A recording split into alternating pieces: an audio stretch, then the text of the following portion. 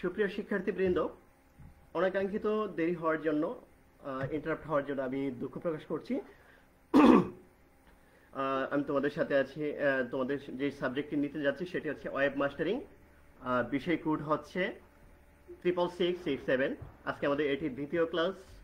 আমি আছি তোমাদের সাথে Bashir Alam, junior instructor, computer, Sylhet polytechnic institute. আজকে আমাদের দ্বিতীয় অধ্যায় ডোমেইন ও ডোমেইন রেজিস্ট্রেশনের ধারণা। আমরা 5টি ধাপে এই অধ্যায়টি সমাপ্ত করব। এটা কি আসছে? ধাপ 1 ডোমেইন ও সাবডোমেইন কি। ধাপ 2 ডোমেইন রেজিস্ট্রেশন এর ধারণা। ধাপ 3 ডোমেইন রেজিস্ট্রেশন অথরিটির কাজ।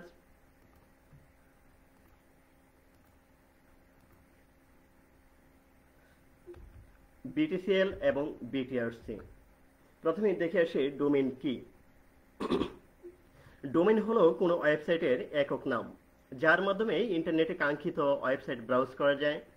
কম্পিউটার নেটওয়ার্কে যুক্ত প্রত্যেক কম্পিউটারকে চেনার জন্য আলাদা আলাদা নম্বর ব্যবহার করা হয়, যাকে আইপি অ্যাড্রেস বলে।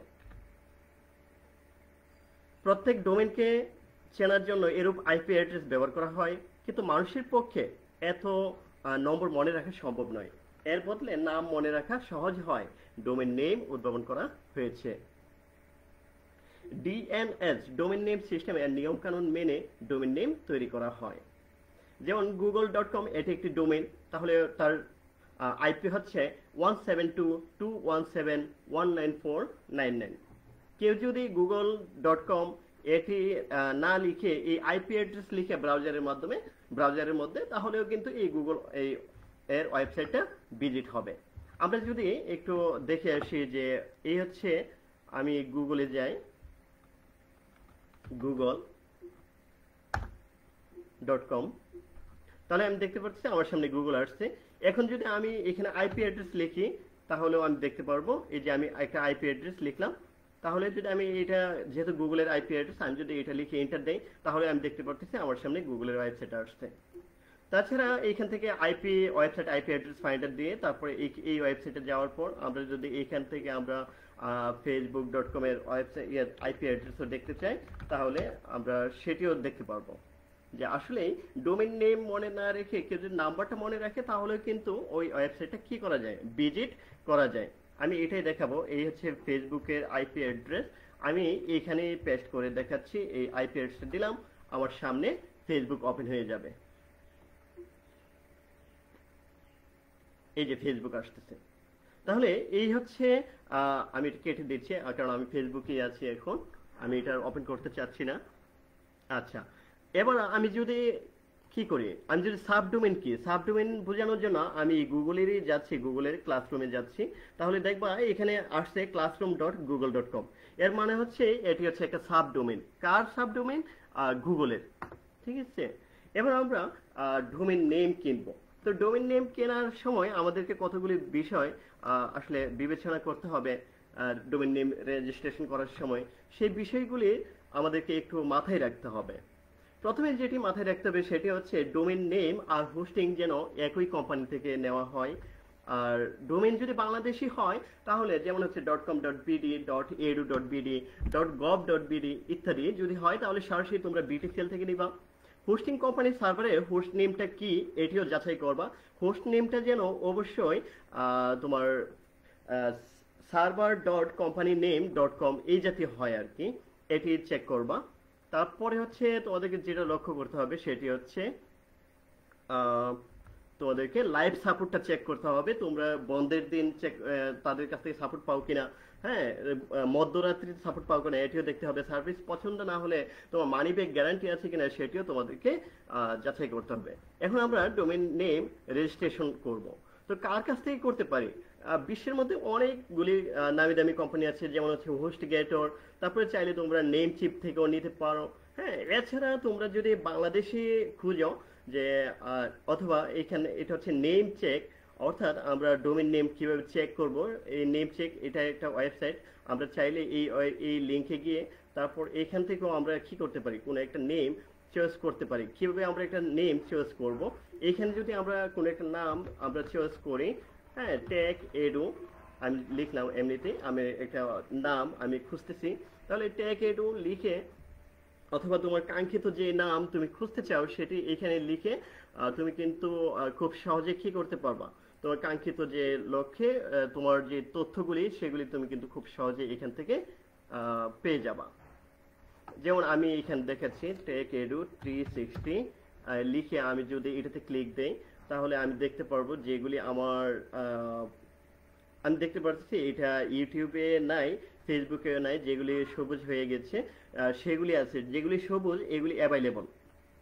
হ্যাঁ, এখানে এটা লোড হতে একটু সময় নেই, আমরা এই ফাঁকে আরো দেখে আসি। এটা হচ্ছে আমরা যদি বাংলাদেশি কোনো কোম্পানির থেকে নিতে চাই তাহলে আমরা কি করব, যেমন টপ 10 ওয়েব হোস্টিং বাংলাদেশ, এখানে অনেকগুলি কোম্পানি আছে, কোম্পানির নাম আছে, তাদের সার্ভিস, তাদের ফিডব্যাক কেমন এগুলি আছে। তো আমি এখান থেকে যেমন এই যে 3 নম্বরে আছে কুড ফর হোস্ট, আমি তোমাদেরকে কুড ফর হোস্টে চলে যাচ্ছি, নিয়ে যাচ্ছি। তো আমি কুড ফর হোস্টে চলে যাই, যেমন এটাতে আমার চয়েস আর কি, আমার চয়েস আছে কুড ফর হোস্ট। তো আমি এখান থেকে আমি একটা ডোমেইন কিভাবে কিনতে হয় সেটি তোমাদেরকে এখন লাইভ দেখাবো।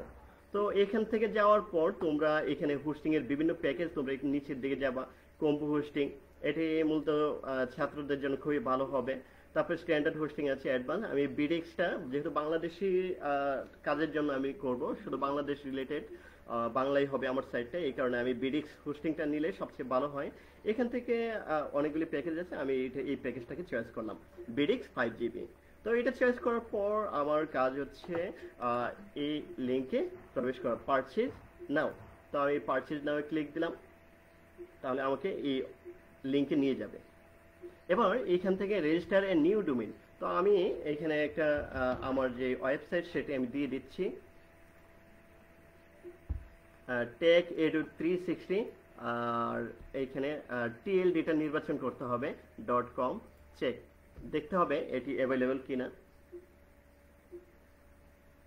হ্যাঁ, কনগ্রাচুলেশন, techedu360.com ইজ অ্যাভেলেবল। আমি এখন নিচ থেকে কন্টিনিউ দিব। তোমরা কিভাবে ডোমেইন কিনতে হয় বুঝতে পারতেছ?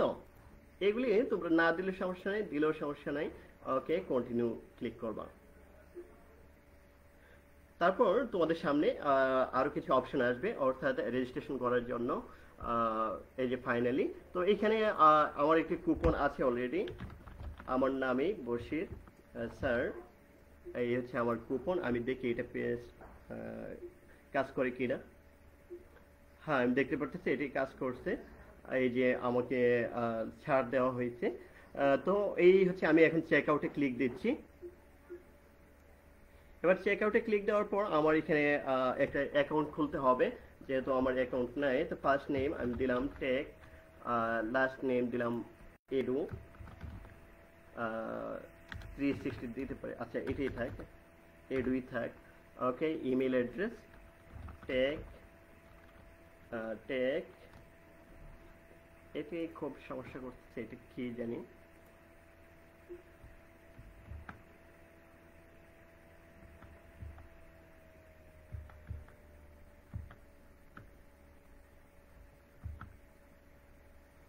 টেক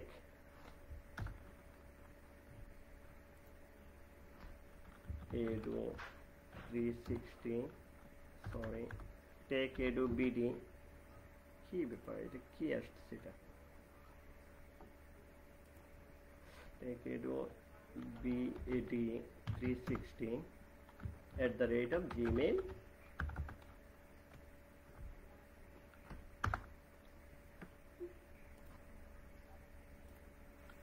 লিখতে সমস্যা হচ্ছে, এটা কি, এটা gmail.com। ফোন নাম্বার, আমার একটা ফোন নাম্বার দিয়ে দিই, 7678591330। ওকে, এটা দিয়ে দিই। কোম্পানির নেম এখানে অপশনাল, এটি আমার দেওয়ার দরকার নেই। আমি স্ট্রিট অ্যাড্রেসটা দিয়ে দিই, আচ্ছা সিলেট পলিটেকনিক ইনস্টিটিউট, এটা দিই 2 সিটি সিলেট, স্টেট সিলেট দিয়ে দিন, পোস্ট কোড 3100। ওকে, বাংলাদেশ নাম্বার লাগবে না। ডোমেইন এখানে তোমার কাঙ্ক্ষিত যে পাসওয়ার্ড দিতে চাই সেটি আমরা দিয়ে দিব। এখান থেকে কনফার্ম করে নিতে হবে পাসওয়ার্ডটি। তো পাসওয়ার্ড কনফার্ম করার পর আমরা এখান থেকে ক্রেডিট কার্ড, ডেবিট কার্ড, বিকাশ, রকেট যে কোনো মাধ্যমে আমরা পে করতে পারি।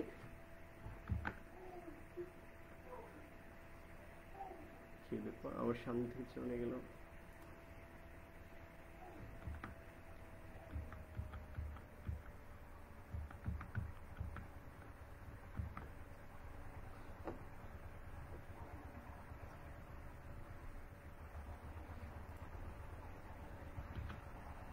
আমি এখান থেকে ওপেন করি আবার, দেন চলে গেল, ইন্টারাপ্ট হচ্ছে। আচ্ছা, এই যে শপিং কার্ট আমি দেখতে পাচ্ছি। ওকে, টেক এডু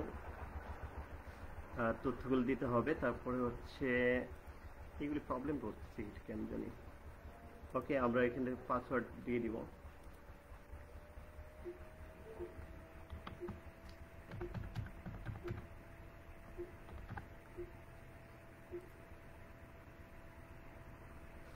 আমরা এইখান থেকে আমার কনফার্ম পাসওয়ার্ডটা দিয়ে দিব। ওকে, এইখান থেকে আমরা এটাকে অ্যাকসেপ্ট করে দিব, কমপ্লিট অর্ডার।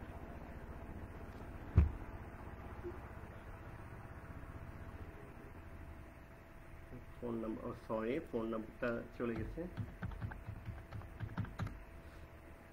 আমি দেখতে পাচ্ছি। ওকে, আমাকে হয়তো পাসওয়ার্ডটা আবার রিটাইপ করতে হবে। তো এখান থেকে পাসওয়ার্ডটা আবার দিয়ে দিচ্ছি। কি ব্যাপার, ইন্টারাপ্ট হচ্ছে কেন?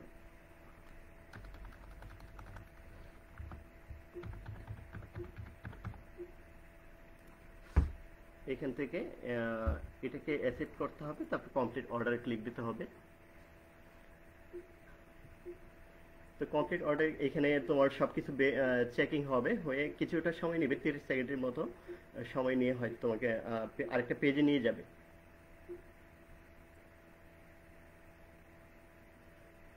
দেখতে পাচ্ছি লোডিং হচ্ছে।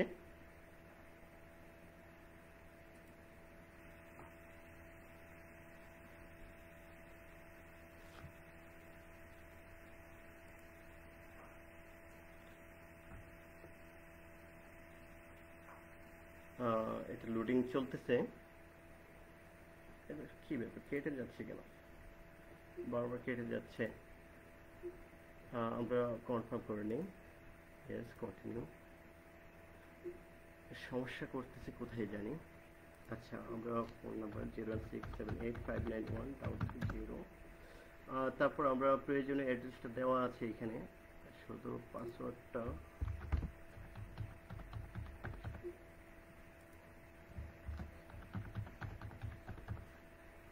তারপর এটাকে অ্যাকসেপ্ট করতে হবে, কমপ্লিট অর্ডার। আমরা দেখতে পাচ্ছি। ওকে, আমাদের পরবর্তী পেজে এখান থেকে কি ব্যাপার, user already exist with that email. Oh sorry, email address. তাহলে আমরা টেক এডু বিডি এটা দিয়ে দেখা যায় আমাদের কি আছে, একটা ইমেল অলরেডি আছে। আমরা অন্য আরেকটা ইমেল দিই।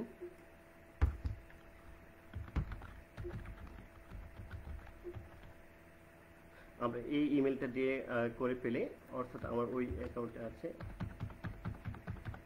আমি পাসওয়ার্ডটা আবার দিয়ে দিচ্ছি। তোমরা আসলে এটা এই যে কমপ্লিট অর্ডার ক্লিক দিব।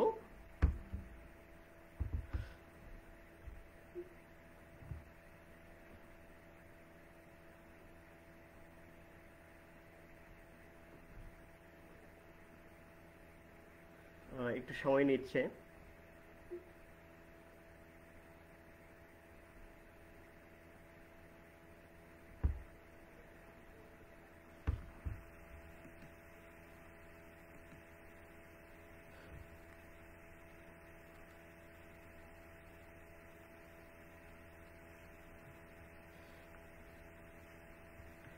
আমি দেখতে পাচ্ছি আসলে টেক এডুতেই চলে আসছে। আমি ইমেলটা ওপেন করি এখান থেকে।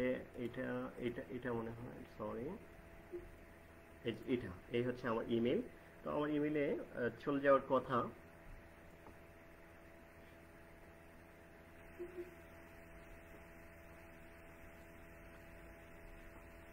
এই হচ্ছে আমার ইমেলটা লোডিং হচ্ছে।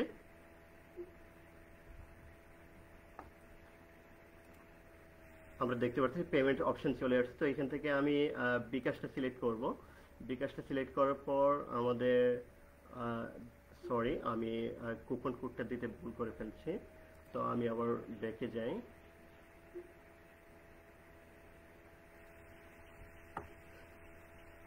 আমি দেখতে পাচ্ছি প্লিজ ওয়েট ওয়াইল।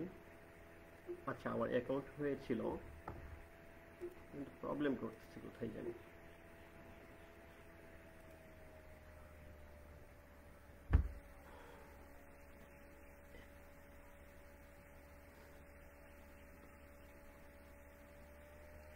আচ্ছা, এই যে পেমেন্ট, এখান থেকে পেমেন্টটা করে দিতে পারলে আমার কি হয়ে যাবে, আমার অ্যাকাউন্টটা অ্যাক্টিভ হয়ে যাবে।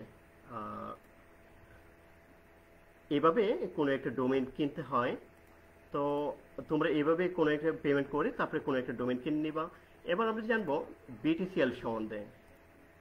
বিটিসিএল মানে হলো বাংলাদেশ টেলিকমিউনিকেশনস কোম্পানি লিমিটেড, যা হচ্ছে তোমার আমাদের টেলিকমিউনিকেশন জগতে সমস্ত সার্ভিসগুলি আমাদেরকে এখান থেকে দিয়ে থাকে। তাদের সার্ভিসগুলি হচ্ছে টেলিফোন, তারপর data, internet transmission, domain and hosting এর সার্ভিসটাও তাদের আছে। আমরা যে .com.bd এই জাতীয় যে ডোমেইন ইউজ করি, এগুলি আমরা বিটিসিএল থেকে সেবাটা নিয়ে থাকি। তারপরে হচ্ছে বিটিআরসি সম্বন্ধে জানবো। বিটিআরসি এটি হচ্ছে বাংলাদেশ টেলিকমিউনিকেশন রেগুলেটরি কমিশন। এটির কাজ হচ্ছে আমাদেরকে বিভিন্ন সেবা দিয়ে থাকা। যেমন হচ্ছে আমরা দেখি যে এই যে রেগুলেশনের তাদের যে অ্যাক্ট, অর্থাৎ আমাদের তাদের অ্যাক্টগুলো দেখি আমরা চাইলে কিন্তু তাদের পলিসি, এই যে আইসিটি পলিসি, অর্থাৎ আমরা মোবাইলে যে কথা বলি কত টাকা কাটবে, মানে কল দেওয়ার পর কত টাকা করে কাটবে, এই জাতীয় সমস্ত ইনফরমেশনগুলি নিয়ন্ত্রণ করে থাকে বিটিআরসি। তো এইভাবে তোমরা কোনো একটা ডোমেইন কিনবা, তারপর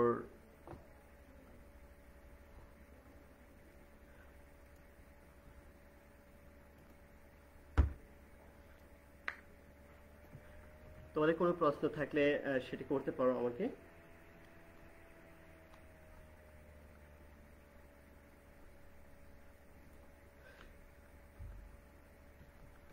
ওকে, তোমাদের বাড়ির কাজ। তোমার তোমার কি কোনো ওয়েবসাইট আছে? যদি হ্যাঁ হয় তাহলে ধন্যবাদ, তোমার জন্য শুভকামনা, সাথেই থাকো। আর যদি না থাকে তাহলে অতি শীঘ্রই একটি ডোমেইন ক্রয় করে ফেলো এবং পরবর্তী ক্লাসগুলি ধারাবাহিকভাবে করতে থাকো।